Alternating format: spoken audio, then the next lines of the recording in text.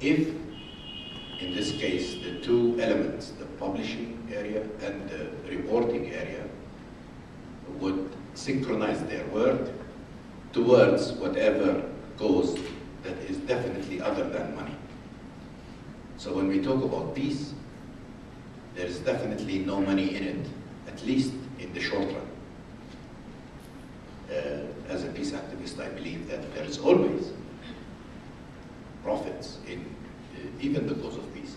But in the very short run, negotiations of today, negotiations over the past few years, what do we see?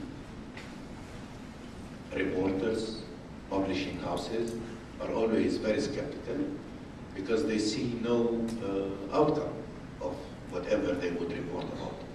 So in order to have more readership or more viewers, then they would have to talk about the negative aspects of the process that is going on, the negotiating process.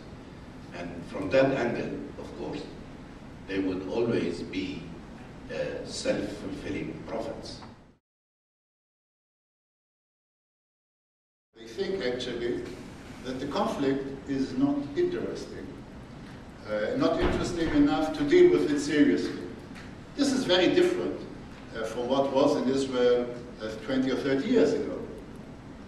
But everyone got tired.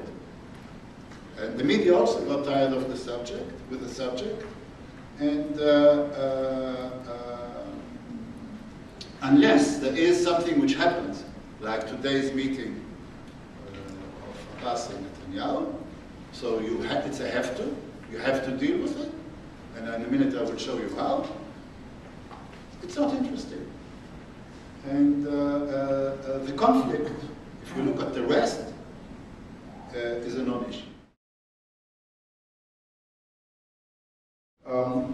I know that I find one of my frequent news sources when I'm interested in what's going on in the peace process and in the conflict and looking for something more objective is Al Jazeera International. Al Jazeera International is not Al Jazeera Arabic or the Al Jazeera documentary show. It's broadcast widely from Washington as their main editorial headquarters, and surprisingly, people don't know this, they even have a few Israelis on staff in their editorial board in Washington. They give much wider coverage than any other channel around of what's going on here. They have a lot of very interesting programs, and I really recommend Al Jazeera International. There's a wide range of internet sites that are good for getting news as well. Ma'an on the Palestinian side.